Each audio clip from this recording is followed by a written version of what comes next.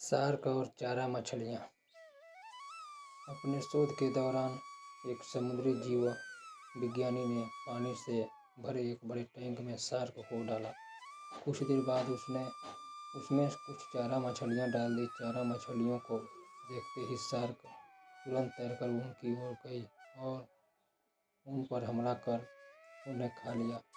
समुद्री जीव विज्ञानी ने कुछ और चारा मछलियाँ टैंक में डाली और भी उसे तुरंत शार्क का आहार बन गई।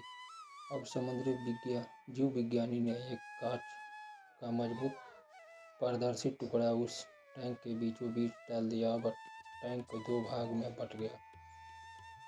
एक बार में शार्क भी दूसरे भाग में उसने कुछ चारा मछली डाल दी। विभाजन पारदर्शी कांच के शार्क चार मछलियों को देख सकती थी। चार मछलियों को देख शार्क फिर उन पर हमला करने के लिए उस ओर तैरी, लेकिन कांच के विभाजक टुकड़े से टकरा कर रह गई। उसने फिर से कोशिश की, लेकिन कांच के टुकड़े के कारण वह चारा मछलियों तक नहीं पहुंच सकी।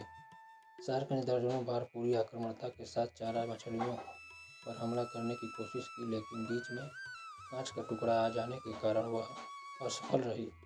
कई दिनों तक शार्क उस कांच के विभाजक के पार जाने का प्रयास करती रही, लेकिन सफल न हो सकी। अंततः थक हार कर उसने एक दिन हमला करना छोड़ दिया और टैंक के अपने भाग में रहने लगी। कुछ दिनों बाद समुद्री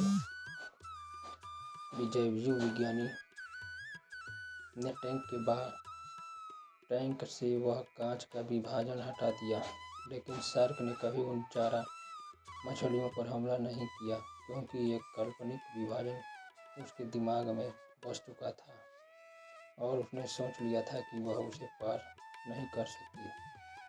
दोस्तों, इससे सीख क्या है, चलिए बताते हैं आप लोगों को। जीवन में असफलता के सामने करते करते कई बार हम अंदर से टूट जाते हैं और हार मान लेते हैं। हम सोच लेते हैं कि अब चाहे कितनी भी कोशिश कर लें, सफलता हासिल करना नामुमकिन है, और उसके बाद हम कभी कोशिश ही नहीं करते, जबकि सफलता प्राप्ति के लिए अनवरत प्रयास आवश्यक है।